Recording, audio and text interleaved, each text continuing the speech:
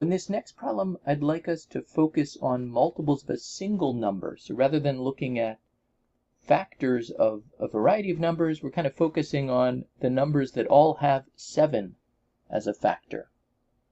So these are called the multiples of 7.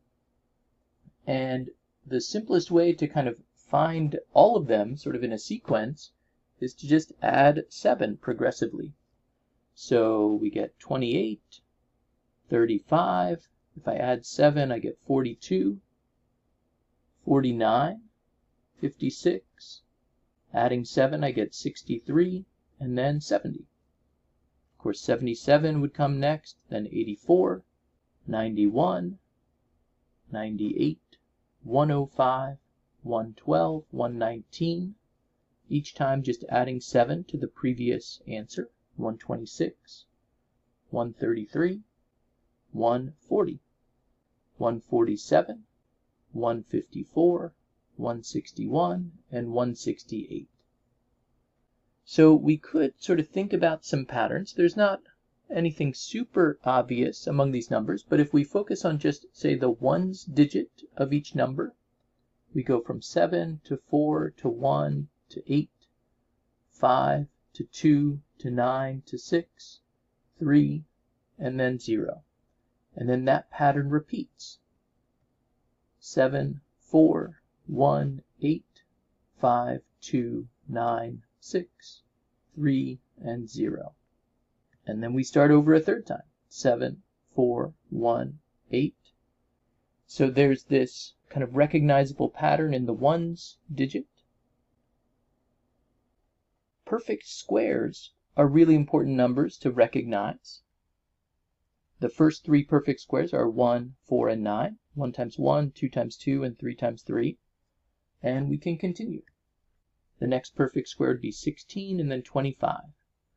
One thing that's interesting to notice is that consecutive squares always differ by an odd number. 4 minus 1 is 3. 9 minus 4 is 5. 16 minus 9 is 7. And 25 minus 16 is 9.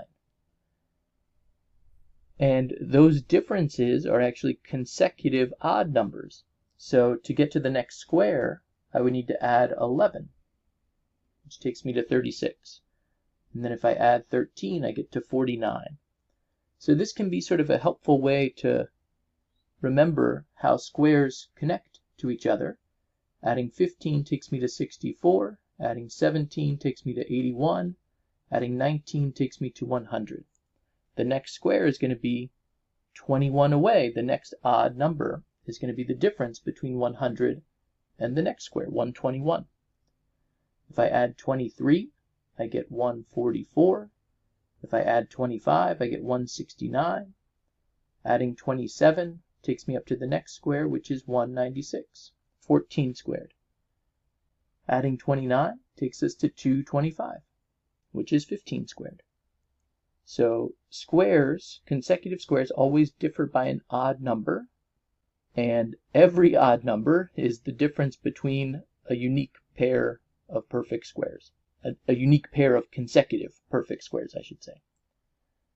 So we just had a difference of 29. Next up would be 31. So that's going to take us to 256, which is 16 squared. Difference of 33 takes me to 289. The difference of 35 takes us to 324, which is 18 squared. So we just said the difference there was 35. So adding 37 takes me to 361. Adding 39 takes me to 400, which is 20 squared. 441 comes next. Adding 41. 484. Adding 43. If I add 49, I get to the next perfect square, which is 529. If I add 47, I get to 576, which is 24 squared. And 625 is 49 more than that. A moment ago, we looked at the ones place among the multiples of 7. Let's look at the ones place. What digits are in the ones place of the perfect squares? So we go from 1 to 4 to 9 to 16 to 25. and then back to 6, back to 9, back to 4, back to 1, and 0. And then again we see 1, 4, 9, 6, 5, 6, 9, 4, 1, 0. And that pattern repeats a third time. 1, 4, 9, 6, 5. If we kept going, we're going to see 6, 9, 4, 1, 0. I hope you enjoyed exploring some of these number theory ideas. The next topic we'll tackle is simplification, both of number expressions and of variable expressions. I hope you enjoyed the video. Thanks for watching.